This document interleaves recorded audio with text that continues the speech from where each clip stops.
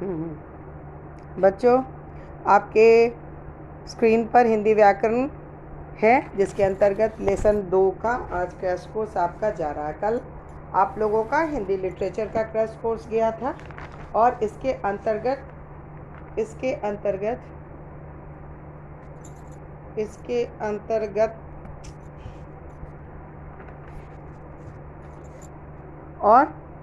अंतर्गत कुछ चीज़ें मैंने आपको समझाई हैं। उसके अलावा कुछ प्रश्न उत्तर भी मैंने आपके लिए लिखा है।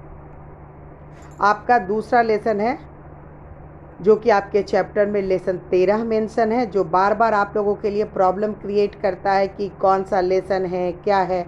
और मैं बार बार आप लोगों को समझाती हूँ कि आपका कुछ ही सेलेक्टेड सिलेबस है और उसी सेलेक्टेड सिलेबस के अंतर्गत आपको पढ़ना है। और ये मैंने लेसन 2 का चयन किया है, जो आपके बुक में लेसन 13 है, मिश्र और संयुक्त वाक्यों की संरचना और वाक्य रूपांतर। पाठ 10 हिंदी व्याकरण, जो कि मैंने आपको लिख दिया है कि पाठ 13 आपके बुक में है और फिलहाल पाठ 2 है। पाठ का नाम है मिश्र और संयुक्त वाक्यों की संरचना और वाक्य रूपांतर।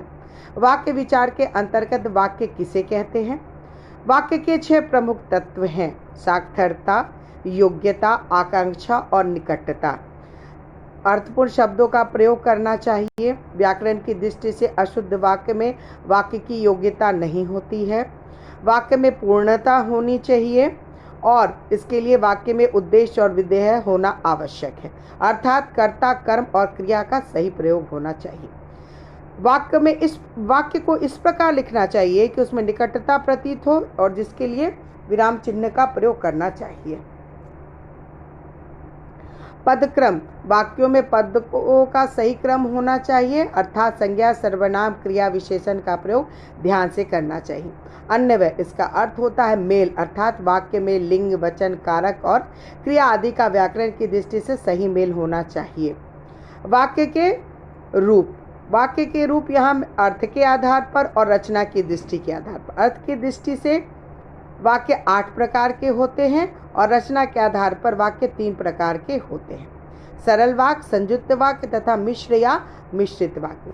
बच्चों, वाक्य रूपांतर बहुत महत्वपूर्ण है कक्षा 10 के लिए और इसके अंतर्गत आपको मिश्र वाक्य से संयुक्त वाक्य, संयुक्त वाक्य से मिश्र वाक्य में परिवर्तित करना सिखाया जाता है और यही आपका प्रश्न में आता भी है, जिसे मैंने आपको समझाने का प्रयास किया है।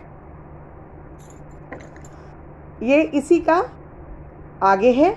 हिंदी व्याकरण क्रैश कोर्स पाठ 2, पाठ का नाम मिश्र और संयुक्त वाक्यों की संरचना और वाक्य रूपांतर। वाक्य शब्दों के व्याकरणिक सार्थक प्रस्तुति को वाक्य कहा जाता है और वाक्य के अंग होते हैं उद्देश्य और विधेय, कर्ता का विस्तार और क्रिया का विस्तार। जिसके बारे में कहा जाए, सामान्यतः वाक्य का कर्ता ही उसका उद्देश्य होता है। उद्देश्य या कर्ता के बारे में जहाँ कहा जाए वो विधेय होता है। जैसे उदाहरण, राम पुस्तक पढ़ रहा है या राम उद्देश्य है। राम पुस्तक पढ़ रहा है, यहाँ पुस्तक पढ़ रहा है विधेय है। वाक्य के आधार पर यानी कि रचना के आधार पर वाक्य 3 प्रकार के होते हैं: साधारण अथवा सरल वाक्य, संयुक्त वाक्य, मिश्र या मिश्रित वाक्य। सरल वाक्य, संयुक्त वाक्य और मिश्र वाक्य, इसको मैंने आपको समझाया। इसमें सरल वाक्य में एक उद्देश्य और एक विधेय होता है। संयुक्त वाक्य में 2 वाक्य जुड़े होते हैं और मिश्र वाक्य में इसमें 1 से अधिक उपवाक्य होते हैं। सरल वाक्य में एक ही क्रिया होती है, जबकि संयुक्त वाक्य योजक चिन्हों के साथ जुड़े रहते हैं और मिश्र वाक्य ये भी योजक चिन्हों से जुड़े रहते हैं। सरल वाक्य में कोई उपवाक्य नहीं होता है।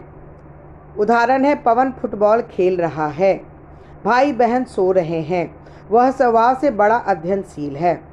संयुक्त वाक्य का उदाहरण है, मैं पास हो गया और दर्जे में प्रथम आया, चुपचाप बैठो अथवा चले जाओ, क्या सोचा था क्या हो गया। मैं नहीं जानता कि वे कौन हैं। जो व्यक्ति परिश्रमी होते हैं वे सदैव सुखी रहते हैं। जब नतीजा सुनाया गया तो वह रो पड़ा। वाक्य रूपांतर ही हिंदी व्याकरण के अंतर्गत कक्षा 10 के लिए एक महत्वपूर्ण अध्याय है और इसके द्वारा हम वाक्यों को सरल से संयुक्त में परिवर्तित करते हैं। बच्चों, मैंने आपके लिए कुछ प्रश्न चुने हैं जिसका उत्तर आपको लिखना है। संयुक्त वाक्य किसे कहते हैं, उदाहरण देकर स्पष्ट कीजिए। मिश्र वाक्य की परिभाषा 100 उदाहरण दीजिए। निम्नलिखित वाक्यों में मिश्र और संयुक्त वाक्य छांटिए।